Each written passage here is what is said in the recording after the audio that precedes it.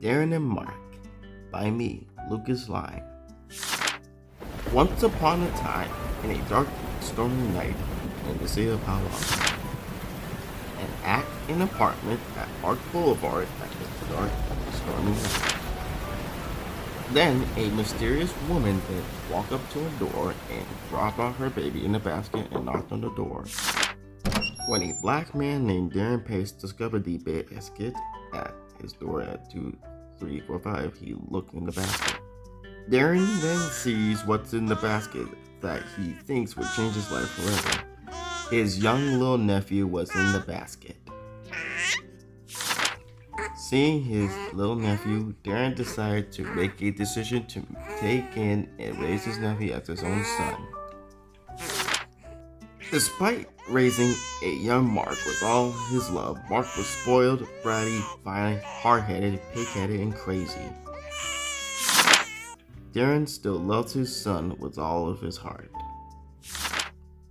At the age of 23, Mark is now an adult living his life, but even if he's living his life from graduating from high school, from meeting a girl named Gina at a school dance, and achieving his dream of being a cartoonist and filmmaker,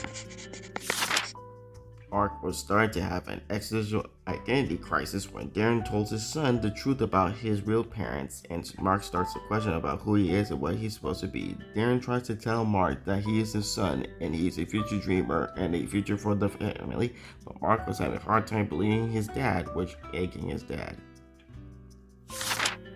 As father and son argue about the heritage of Mark, Mark wishes that he was born in a celebrity, which hurts Darin's heart.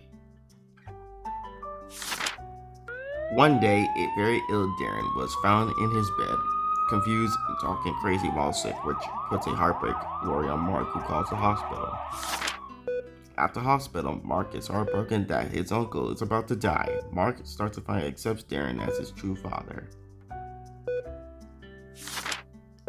While Mark was breaking into tears for Darin, he apologized for what he said before, in which Darin forgives his son as they always be Darin and Mark.